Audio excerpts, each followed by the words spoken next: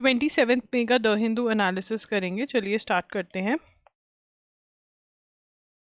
India US draw up deal on rare earth elements. ठीक है, quad के meeting का ये पार्ट है। 11th फॉरेन मिनिस्टर्स मीटिंग जो हुई है, India and United states formed up an important framework for cooperation in ensuring, ठीक है, firmed up an important steady supplies of critical minerals in a move that follows growing concerns over China's export controls of rare earth minerals and strategic minerals vital for technology supply chains. अब यहाँ पर क्या है, 11th sidelines on sidelines of 11th quad foreign ministers meeting FMM, India and United States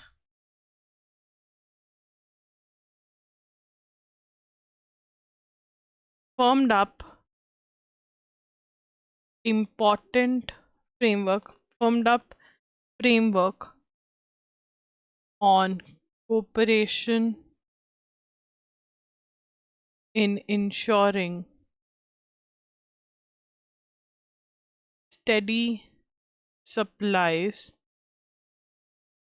on critical minerals, of critical minerals आएगा, on नहीं, of. तो यहाँ पर अब क्या इंपॉर्टेंट है, देखो क्वेश्चन ये बन सकता है कि भाई इंडिया और यूएसए में फ्रेमवर्क साइन हुआ है for steady supply of critical minerals, जिनको रेयर अर्थ मिनरल्स भी बोलते हैं सबसे पहले तो। और ये रेयर अर्थ मिनरल्स इतने ज़्यादा इंपॉर्टेंट क्यों हैं, बिकॉज ये आजकल हर चीज़ में डल रहे हैं, जितने गैजेट्स बन रहे हैं वहाँ पे यही डल रहे हैं, ठीक है ना। एंड ये फ्रेमवर्क का इंडिया ने साइन किया, इंडिया और यूनाइटेड स्टेट्स ने फर्म्ड अप किया, साइन किया, अभी साइन वगैरह नहीं है, मतलब इस पे अग्रीमेंट सा कॉपरेशन सा कुछ हुआ है on sidelines of 11th quad foreign ministers meeting, जो कि न्यू दिल्ली में हुई थी, ठीक है।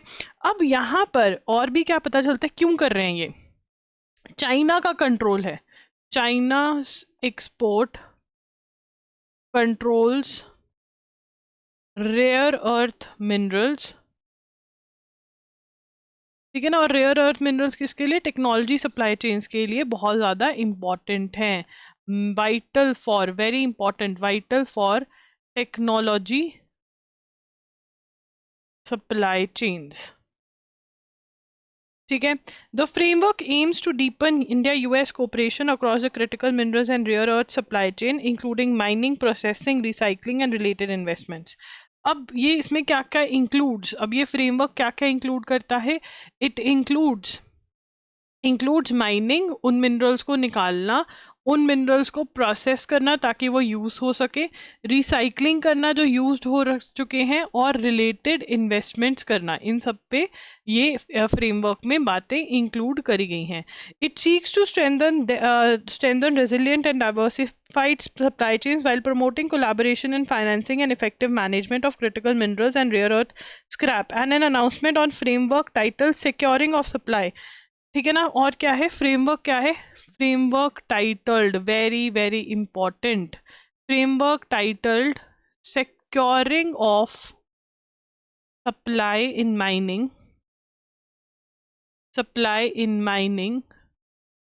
and processing of critical minerals and rare minerals। क्या हो रहा है, they are securing of supply in mining and processing of critical minerals and rare earth minerals, ये टाइटल है उसका। A separate framework on critical minerals was also signed among the 4 quad nations. अब इसके अलावा क्या है, separate framework on critical minerals signed among 4 quad nations. जो 4 quad nations हैं उनके बीच में एक सेपरेट क्रिटिकल मिनरल्स का फ्रेमवर्क भी साइन हुआ है, this is the 4th point, ठीक है ना। विच एम्स टू, अब इसका क्या एम है, which aims to mobilizing around $20 billion in government and private sector support to establish, aim इसका भी सेम है, to establish stable supply chains for critical minerals. अब देखो मैंने बोला क्रिटिकल मिनरल्स और rare earth minerals almost same ही हैं, ठीक है ना, बट इन्होंने अलग अलग फ्रेमवर्क साइन करे हैं, ठीक है ना। और इंडिया को यूएसए ने US led PACS silica initiative में भी इन्वॉल्व किया है, US led PACS silica initiative, जिसमें अगेन सेमीकंडक्टर्स और ये सब की बात हो रही है, इंडिया इंक्लूडेड, इंडिया इंक्लूडेड, ठीक है जी। तो उसके बाद आगे चलेंगे। The initiative aims with dealing with the shortfall of critical minerals in global market that intensified after China impose export controls on rare earth minerals, ठीक है ना। तो अब ये क्यों कर रहे हैं, वाई इतनी सारे एग्रीमेंट्स क्यों हो रहे हैं, because dealing with shortfall of critical minerals in global markets. और ये शॉर्टफॉल किसकी वजह से हुई है, चाइना ने इम्पोज करा है, China imposed export controls. Quad ने अनाउंस किया है, Quad announces maritime plans amid Hormuz crisis. Now, responding to challenges emanating from conflict in Persian Gulf and the tensions in South China Sea, the Quad grouping pledged to enhance cooperation in maritime and energy domains. ठीक है ना, Quad grouping लिखेंगे, Quad grouping pledged to enhance cooperation in maritime and energy domains, ठीक है ना। तो maritime क्या है, ओशन वाली बातें, ठीक है ना, ओशन एंड मैरीटाइम डोमेन्स में कोऑपरेशन इन्हांस करेंगे। और स्ट्रेट ऑफ हॉर्मस को पे कौन लेके बैठा है, स्ट्रेट ऑफ हॉर्मस को, ठीक है, साउथ चाइना सी में चाइना के जितने आसी पड़ोसी देश है उनके साथ चाइना की दिक्कतें हैं, क्यों है, क्योंकि साउथ चाइना सी सारा का सारा चाइना बोलता है ये मेरा है। On the issue of maritime security there are two big announcements, the first is the launch of, ठीक है, और इसमें क्या किया है, टू बिग अनाउंसमेंट्स करी हैं इसके अंदर। There are two big announcements, and what are those two big announcements? Launch of Indo-Pacific Maritime Surveillance Collaboration Initiative. इससे क्या होने वाला है, इंडो पैसिफिक मैरीटाइम सर्वेलेंस का मतलब नजर रखना, which is going to leverage each of our countries maritime service, leverage करेगा to leverage each countries maritime surveillance, ठीक है। उसके बाद surveillance capabilities in Indo surveillance capabilities in Indo Pacific to enhance information sharing, ठीक है ना। तो यहाँ पे इंडो पैसिफिक में नजर बढ़ाएंगे, इंफॉर्मेशन आपस में शेयर करेंगे, ठीक है। उसके बाद second he said is the expansion of the Indo Pacific maritime domain, क्या करेंगे, expansion of Indo Pacific maritime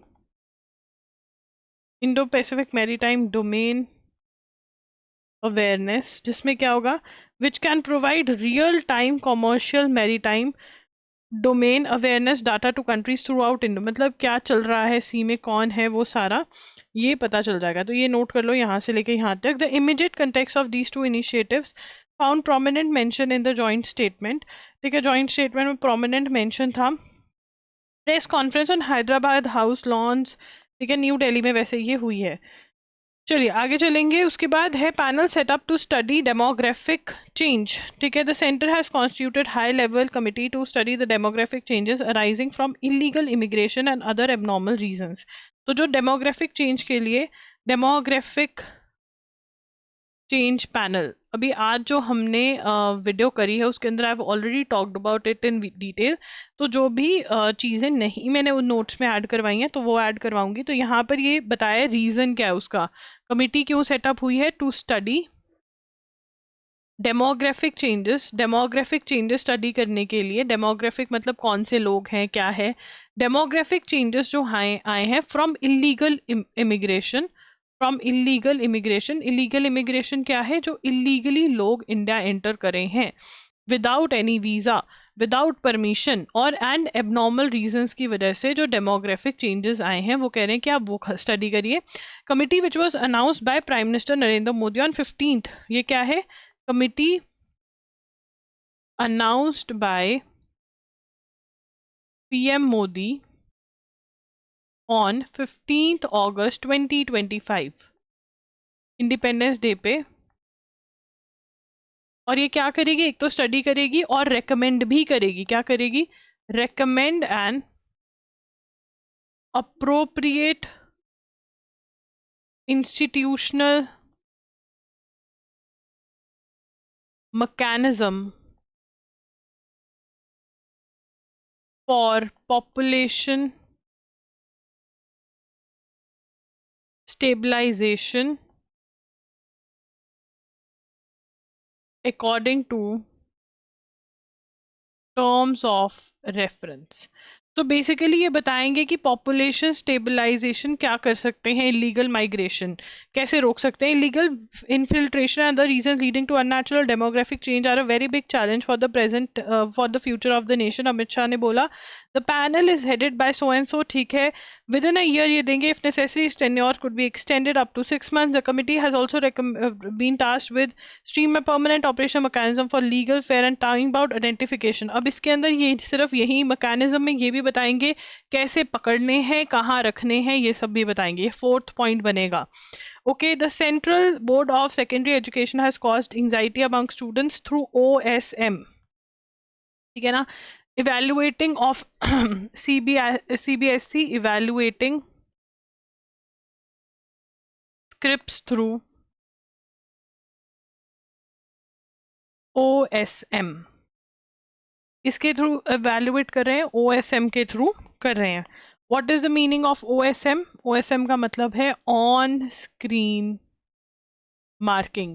अब क्या है, वो जितने भी आंसर शीट्स हैं उनको स्कैन करके ऑनलाइन डाला हुआ है और टीचर्स को इधर उधर भेज दिया चेकिंग के लिए। अब उसके अंदर क्या हो रहा है, किसी की शीट किसके के नाम से अपलोड हो गई, किसी का क्या हो गया, मतलब जो 10 नंबर उम्मीद कर रहा था शायद उसके 50 आ गए या 70 आ गए, जो 90 उम्मीद कर रहा था उसके 40 रह गए।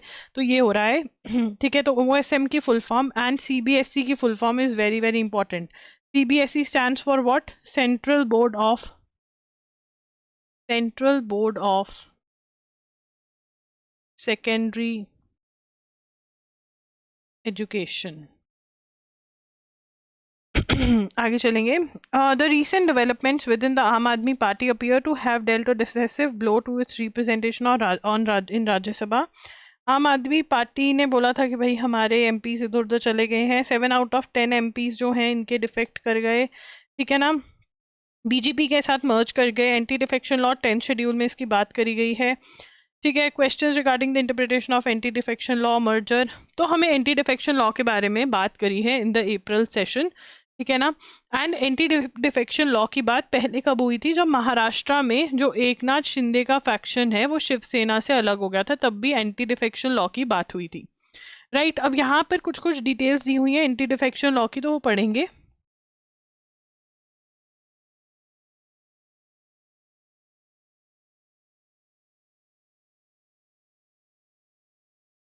ठीक है, anti defection law. The constitution as originally adopted 1950 provided for disqualification of MPs on limited grounds under 103, ठीक है ना।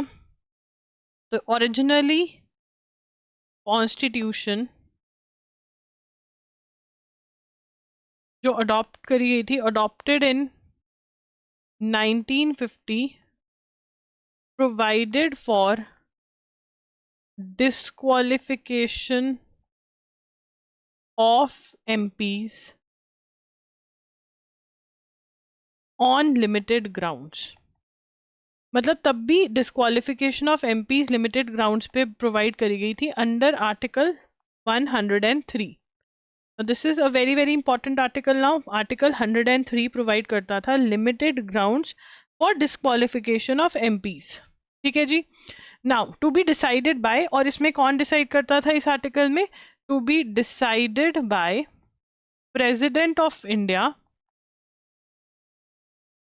decided by President of India acting in opinion of election, acting on opinion of Election Commission of India। तो election commission भी इसमें अपनी opinion देता था। ठीक है।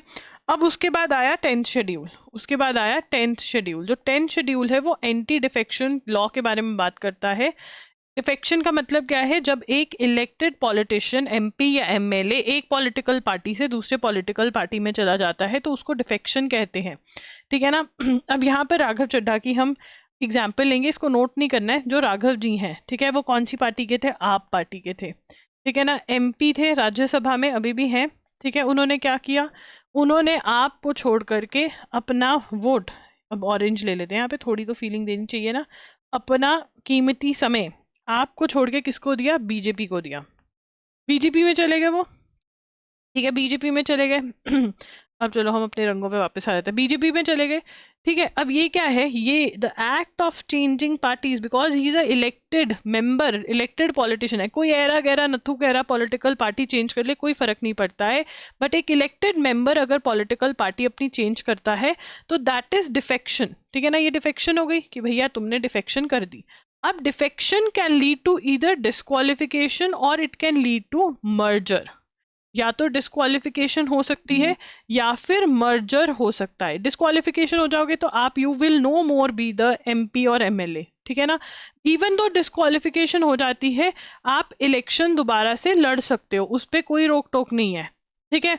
एंड डिस्क्वालिफिकेशन हुई है या नहीं हुई है कौन डिसाइड करता है? स्पीकर ऑफ द हाउस या चेयरपर्सन। जो चेयरपर्सन है वो डिसाइड करता है। एंड ये डिसीजन जो है, is it judicial, is it can it go for judicial review? मतलब क्या ये कोर्ट में चैलेंज हो सकता है? बिल्कुल, ये जुडिशियल रिव्यू के लिए जा सकता है। मर्जर का मतलब क्या है? देखिए इसके अंदर क्या था, जब पहली बार 10th schedule anti defection law की बात हुई और ऐड किया गया, तो जो एंटी डिफेक्शन लॉ ऐड हुआ है, ये क्यों ऐड हुआ? सो दैट पॉलिटिकल डिफेक्शंस ना हो। ठीक है। सो दैट जो पार्टीज में अदला बदली होती रहती है वो ज्यादा ना हो। ठीक है ना। अब 52nd कॉन्स्टिट्यूशनल अमेंडमेंट के थ्रू ये ऐड किया गया था। 52nd कॉन्स्टिट्यूशनल अमेंडमेंट के थ्रू 1985 में ये ऐड किया गया था।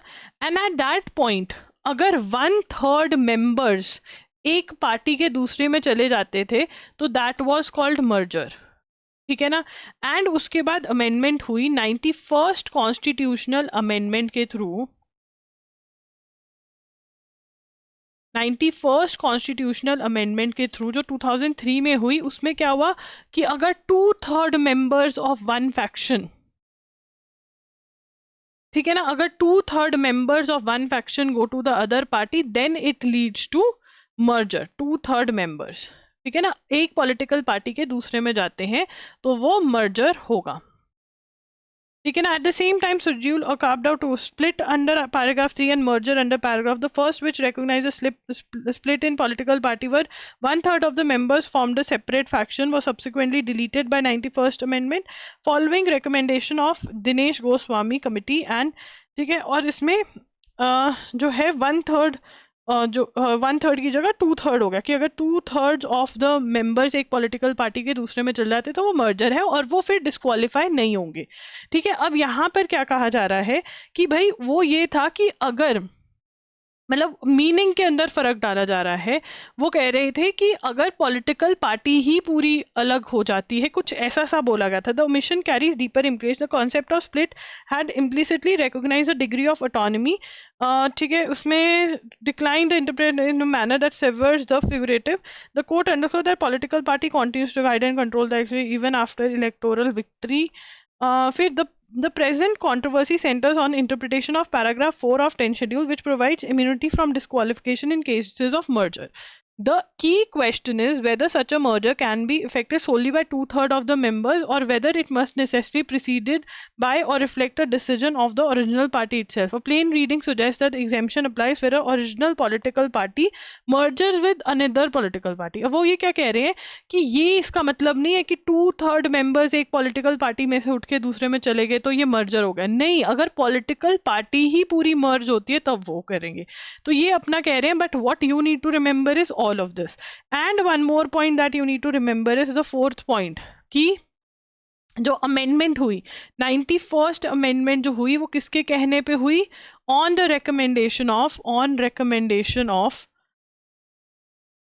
ऑफ इलेक्टोरल रिफॉर्म्स कमिटी, जिसका नाम क्या था? दिनेश गोस्वामी कमिटी।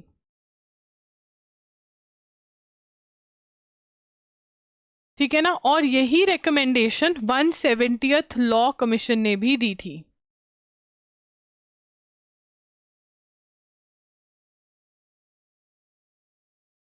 ठीक है जी।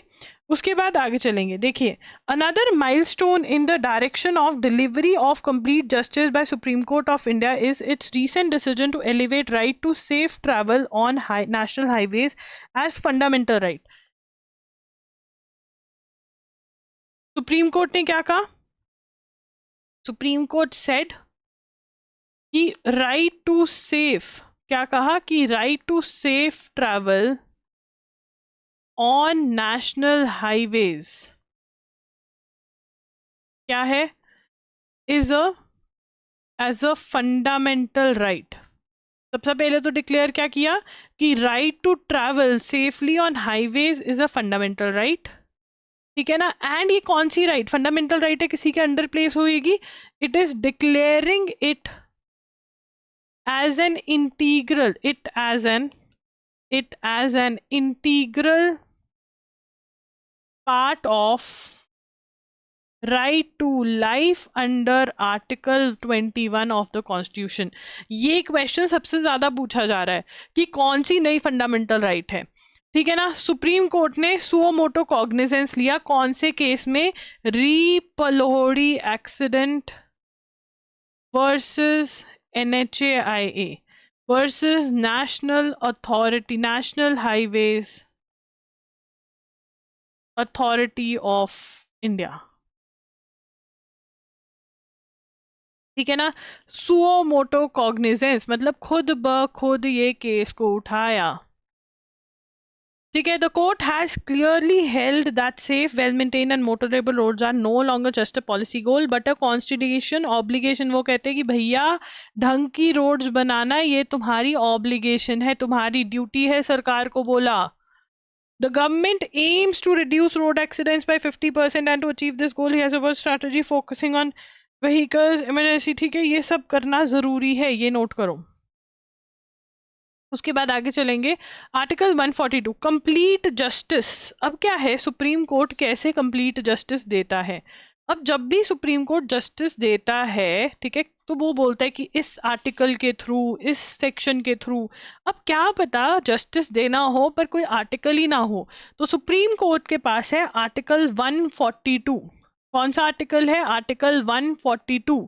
आर्टिकल 140 के थ्रू सुप्रीम कोर्ट अपना जो है, अगर सुप्रीम कोर्ट के पास कोई भी आर्टिकल, कोई भी सेक्शन नहीं है, बट सुप्रीम कोर्ट को अपने सामने केस दिख रहा है कि मुझे अगर जस्टिस करना है तो मुझे कुछ करना पड़ेगा, तो सुप्रीम कोर्ट वो जस्टिस किसके अंदर दे सकता है? आर्टिकल 142 ऑफ द कॉन्स्टिट्यूशन के थ्रू। इनहेरेंट पावर जिसको कहते हैं ऑफ सुप्रीम कोर्ट, उसके अंडर सुप्रीम कोर्ट आपको कंप्लीट जस्टिस दे सकता है। ठीक है जी। आगे चलेंगे। Not in favour of joining Abraham accords. तो यूएसए के साथ मीडिएशन, यूएसए की मीडिएशन ईरान के साथ करवा रहा है। ठीक है ना, कौन करवा रहा है? पाकिस्तान। सारी दुनिया कह रही थी इंडिया क्यों नहीं करवा रही, तो अब यूएसए क्या कह रहा है पाकिस्तान को कि तुम अब्राहम अकॉर्ड्स ज्वाइन कर लो। ठीक है ना, ठीक है। US asked countries involved in peace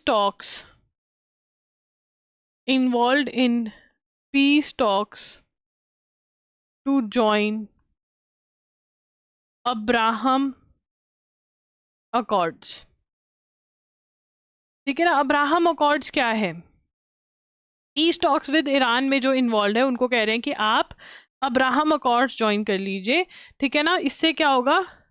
इस्टैब्लिशिंग diplomatic, economic and security ties between Israel and Arab nations. Israel और अरब नेशंस के बीच में क्या हो जाएगा? डिप्लोमेटिक टाइज और ये सारे हो जाएंगे। ठीक है ना, ट्रम्प किस किस को एक्सपेक्ट करता है? Trump expects Pakistan, Saudi Arabia, इन सबको ज्वाइन करना। और पाकिस्तान क्या कह रहे हैं? नहीं, क्योंकि पाकिस्तान के जो लोग हैं वो इसराइल से सख्त नफरत करते हैं। ठीक है, अब यहाँ पर क्या है, ये बड़ा ही इंटरेस्टिंग है। जो जो यहाँ पे बताती हूँ मैं आपको, चंबल घड़ियाल सैंक्चुरी है ना, जो वहां पे सैंड माइनिंग हो रही है बुरी तरह से, और अगर फॉरेस्ट गार्ड और ये सब मना करते हैं, कुछ करते हैं, तो उनको मार दिया जाता है। तो सुप्रीम कोर्ट ने क्या बोला है? उत्तर प्रदेश, मध्य प्रदेश और राजस्थान को to consider immunity from prosecution of forest guard serving on front line of, ताकि लैंड माइनर से लड़ सकें। ये नोट करना बहुत जरूरी है। ठीक है जी, ओके आगे चलेंगे। Supreme court to examine if law is diluting the count of wetlands in India. तो वेटलैंड की जो डेफिनेशन है उसको चेंज करने के लिए बोल रहे हैं। वेटलैंड्स की डेफिनेशन जो है wetlands conservation and management rules में दी हुई है।